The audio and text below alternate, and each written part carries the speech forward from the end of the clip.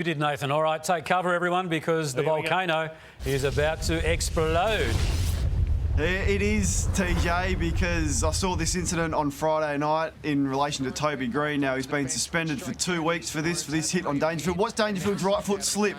The initial contact is low, Dangerfield slips into it, and the contact goes high. That cannot be 2 weeks for that reason and a number of other reasons, including the precedents that have been set repeatedly in this game. So they'll argue this, they'll go to the tribunal, he'll get off.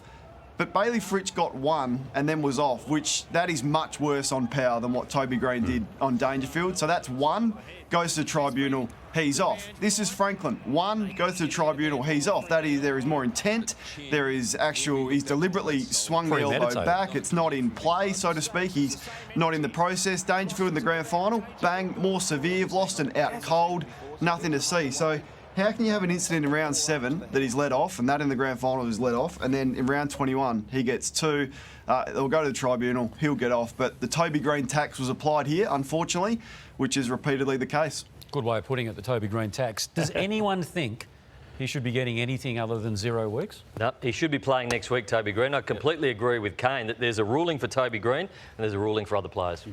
There's also, too, we could line that incident up with another from the same match. And just you can argue the whole intent element of this. Now, this is Selwood on Taylor. Nothing to see here apart from a $3,000 fine there, TJ. It was dealt with that way by the match review office. It was $5,000 down to $3,000 if it's accepted, and it will be accepted.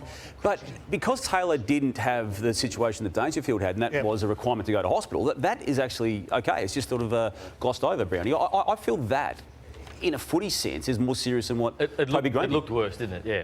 I have no issue with those guys getting a week, Fritsch and Greene, because of the ability to get injury from it. So I don't think it's Michael Christian's issue, because he's given Fritsch a week, he's given Franklin a week, he's given Toby Greene 2 weeks, yeah. But it's getting overturned, so that's where the confusion is. How does Toby Greene get an extra week for that?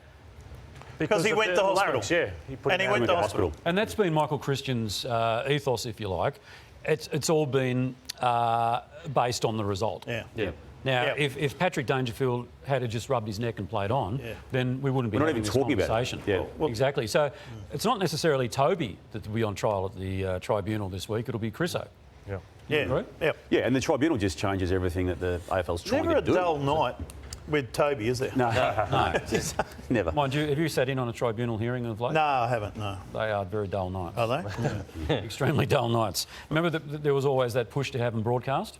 No. Adrian Anderson, that'll be his legacy by never allowing tribunal hearings to be broadcast live.